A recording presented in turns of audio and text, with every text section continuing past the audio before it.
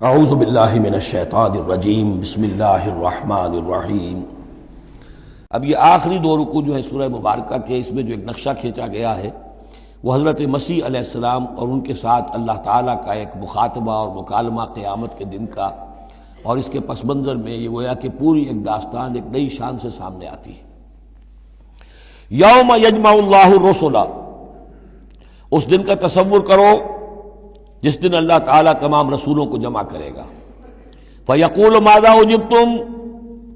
اور پوچھے گا آپ لوگوں کو کیا جواب ملا تھا، آپ کی قوموں نے کیا معاملہ کیا آپ کے ساتھ۔ قَالُوا لَا عِلْمَ لَنَا، وہ کہیں گے ہمیں کچھ معلوم نہیں، اللہ تعالیٰ کی جناب میں زبان کھولنے سے بچیں گے۔ إِنَّكَ أَنْتَ عَلَّامُ الْغُيُوبِ، اللہ تو سب کچھ جاننے والا ہے، غیبوں کا جاننے والا ہے، علام الغیوب ہے، تمام چھپی باتوں کا جاننے والا ہے، تیرے تجھ پر منکشف ہے۔ اس قال اللہ یا عیسی ابن مریم، اب خاص پیشی جو ہے وہ ہو رہی ہے حضرت عیسیٰ ابن مریم کی۔ وہ دنیا میں پوجے گئے، اللہ کے بیٹے بنائے گئے،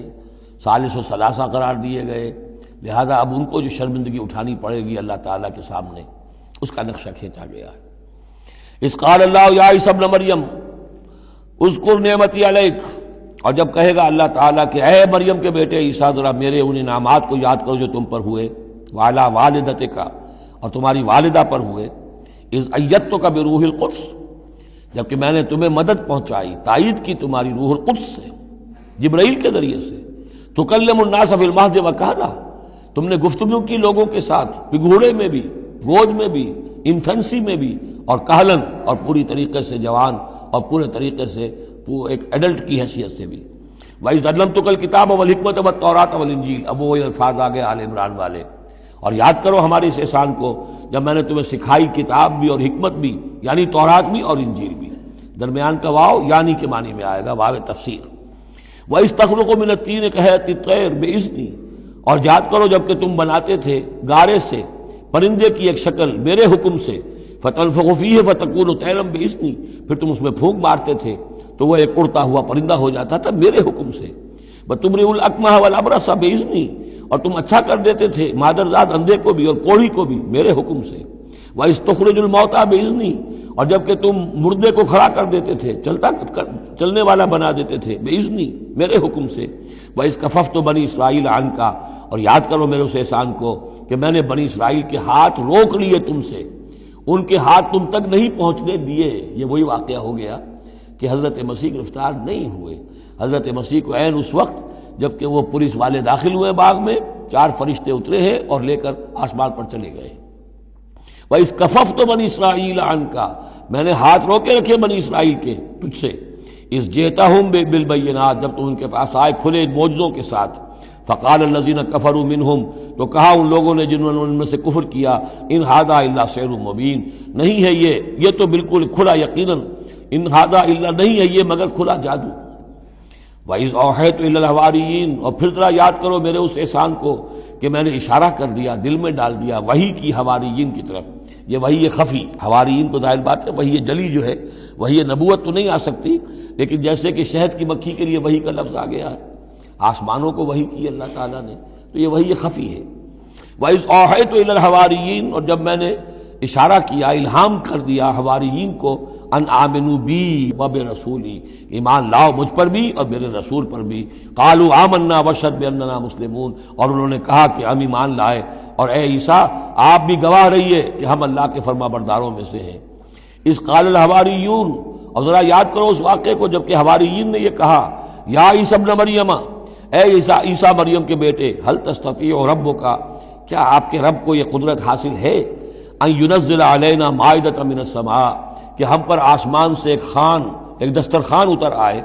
قال اتقوا اللہ ان کنتم مؤمنین، تو عیسیٰ نے کہا کہ اللہ کا تقوی اختیار کرو اگر تم ایمان رکھتے ہو، ایسی دعائیں نہیں کرنی چاہیے، ایسے مطالبے نہیں کرنے چاہیے۔ قالوا نريد ان ناكل منها، انہوں نے کہا نہیں، ہم چاہتے ہیں کہ آسمان سے ایک خوان اترے اور اس میں ہمارے لیے غذا ہو اور ہم اس میں سے کھائیں۔ وتطمئن قلوبنا، اور ہمارے دل بالکل مطمئن ہو جائیں۔ یعنی وہ ایسی بات ہو گئی جیسے حضرت ابراہیم نے کہا تھا ارنی کیف تحیی الموتی، اس طرح کا کوئی مشاہدہ وہ بھی مانگ رہے تھے۔ وَنَعْلَمَ اور ہمیں یہ معلوم ہو جائے پوری طریقے سے ان قد صدقتنا کہ آپ نے جو باتیں بھی ہم سے کہی ہیں بالکل سچی ہیں، کسی شک و شبے کی کوئی گنجائش نہیں، وَنَكُونَ عَلَيْهَا مِنَ الشَّاهِدِينَ اور ہم ان تمام باتوں پر پورے پورے گواہ بن جائیں، ہمیں وہ یقین کامل حاصل ہو جائے کہ پھر ہم آپ کی جانب سے جب تبلیغ کریں لوگوں کے اندر تو ہمارے اپنے دل میں کہیں کسی شک و شبے کا کوئی کانٹا چبھا ہوا باقی نہ رہ گیا ہو۔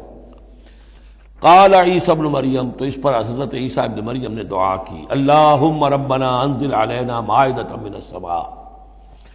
اے اللہ، اے ہمارے رب، اتار دے ہم پر ایک دسترخوان، ایک خوان بھرا ہوا آسمان سے، تکون لنا عیدن، وہ ہمارے لیے ایک عید بن جائے گا، جشن کی بات ہو جائے گی، آسمان سے خاص تیرے ہاں سے کھانا ہمارے لیے آئے، لأولنا وآخرنا، ہمارے پہلوں کے لیے بھی پچھلوں کے لیے بھی، وآیۃ منک اور ایک نشانی بن جائے گی تیری جانب سے، ورزقنا اور ہمیں رزق عطا فرما، وانت خیر الرازقین اور یقیناً تو بہترین رزق دینے والا ہے۔ قال اللہ، اللہ نے جواباً ارشاد فرمایا، انی منزلها علیکم، ٹھیک میں نازل کر دوں گا وہ تم پر، فمن یکفر بعد منکم، لیکن پھر اس کے بعد جو کوئی کفر کی روش اختیار کرے گا، فانی اعذبہ عذابا لا اعذبہ احد من العالمین، پھر اس کو میں وہ عذاب دوں گا جو تمام جہانوں میں کسی اور کو نہیں دوں گا۔ یعنی جب اس طرح کا خرق عادت کوئی چیز دکھا دی جائے، کھلا معجزہ، پھر رعایت نہیں ہوتی۔ چنانچہ قوموں کا معاملہ یہی تھا،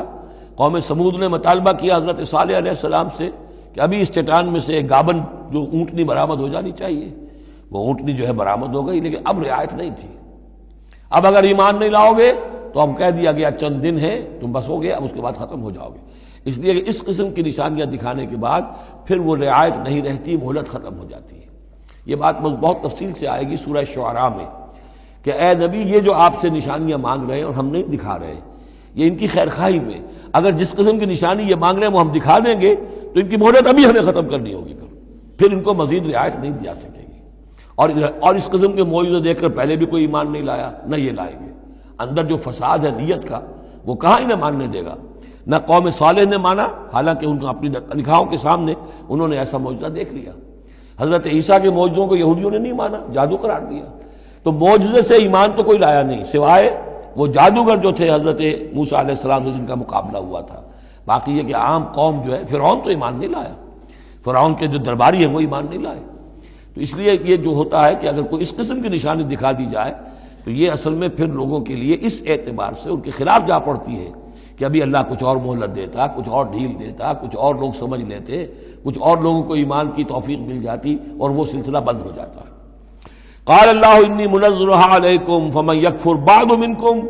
میں نازل تو کر دوں گا تم پر وہ، لیکن پھر اس کے بعد جو کوئی بھی تم میں سے کوئی کفر کی روش اختیار کرے گا، ناشکری کرے گا، فإنی اعذبہ عذابا لا اعذبہ احد من العالمین، تو پھر اس کو عذاب وہ دوں گا جو تمام جہانوں میں کسی اور کو نہیں دوں گا۔ صدق اللہ العظیم۔